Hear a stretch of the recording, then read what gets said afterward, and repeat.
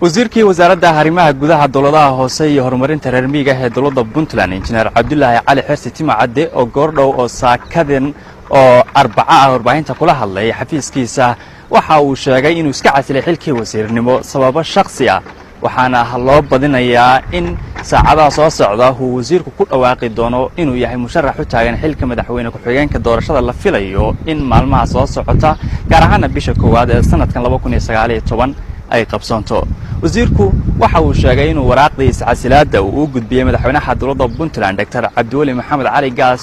oo sanadkii 2017 xilkan u magacaabay. Bismillaahi Rahmaani Rahiim. Goorna waxaan salaamayaa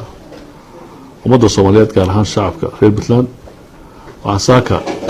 aan idinku yeeray inaan xilkii aanu hayay wasiirnimada aanu hayay dowladda Puntland ahaa wasiirka arrimaha gudaha muddo sanad iyo 4 bilood inaan saaka ku dhawaaqo inaan iska casilay xilkaas anigoo raba inaan u mahadceliyo dhammaan intii la soo shaqeysay madaxweynaha dowladda Puntland oo 2015 magacaabay wasiirka beeraha 2017 magacaabay wasiirka arrimaha gudaha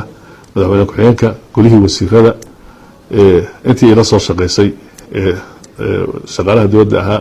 labada wasiirada aan joogay intii kalaba dhammaan shacabka reer Puntland waxaan uga mahadcelinayaa waxaan saaka ku dhawaaqay inaan iska casilay xilkaas aanu hayay dowladda Puntland mar labaad iyo mar saddexaad waxaan uga mahadcelinayaa madaxweynaha iyo madaxweyne ku-xigeenka iyo golihii wasiirada iyo dhammaan intii ila soo shaqeysay iyo guud ahaan shacabka Puntland intaas buu daaranaa inaan saaka idin sheego kaliya. Maxamed Bilay Geelle warbaahinta dowladda Garowe.